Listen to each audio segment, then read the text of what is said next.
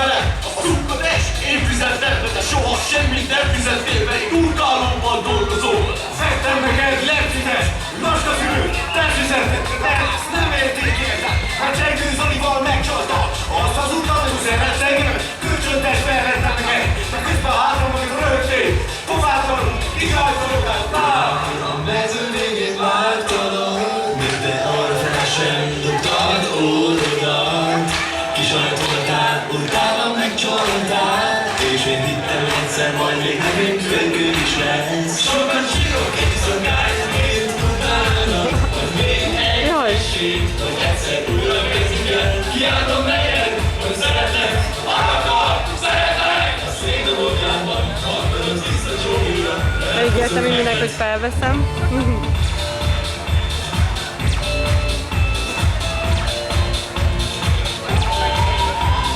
Kérlek szépen ne hagyj el, mindent megteszek érted.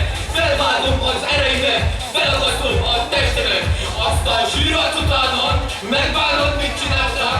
Bőkesz anyádéknak, hogy Csengő Zolival megcsaltál. Küldtem neked SMS, de arra sem válaszoltál. Egy csomó szó, hívbejtek, utána meg, kikapcsoltad. Bekrugom el, látszatosat, ezt mondta a telefonon. Nem akartam közelebb menni a Laurával. Mert azt is engedtem neked.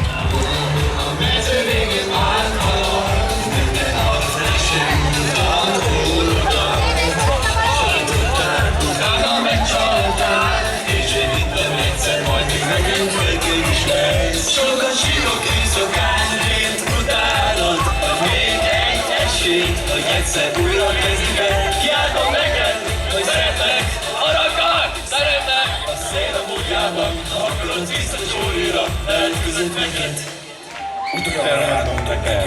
Sosem a szexet akartam. Nekem a lélek a fontos, nem a test. Ez örökre. Jegyez.